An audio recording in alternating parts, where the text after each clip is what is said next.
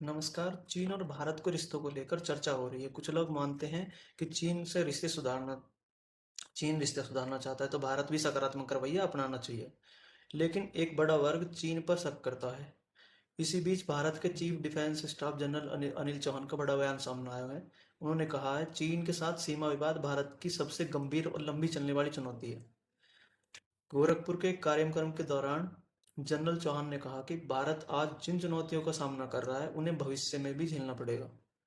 आज़ादी के बाद भी जितनी भी लड़ाई हुई है 1947 की, 62 में, 65 में, इनकी जड़ में सीमा विवाद ही था और चीन के साथ वह विवाद सबसे कठिन है।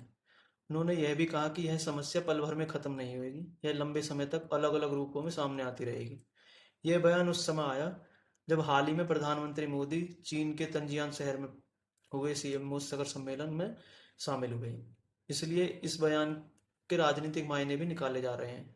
कार्यक्रम में जनरल चौहान ने पाकिस्तान का भी जिक्र किया। उन्होंने कहा पाकिस्तान हमेशा छोटे छोटे हमले करके भारत पर दबाव बनाने की रणनीति अपनाता है।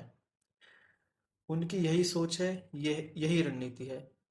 सीडीएस ने पड़ोसी देशों की अस्थिरता को भी भारत के लिए बड़ा खतरा बताया। उन्होंने कहा कि युद्ध की परिभाषा अब बदल चुकी है। अब युद्ध सिर्फ जमीन, पानी और हवा तक सीमित न रहा। यह अंतरिक्ष, साइबर और इलेक्ट्रॉनिक स्पेक्ट्रम तक फैल चुका है। उन्होंने ऑपरेशन सिंदूर सिंदूर का भी जिक्र करा। जनरल चौहान ने के मुताबिक इस ऑपरेशन का मकसद पाकिस्तान को यह संदेश देना था कि भारत की सहनशीलता भी एक सीमा है। तो इस मुद्दे पर क्या कहना है मुझे कमेंट करके जरूर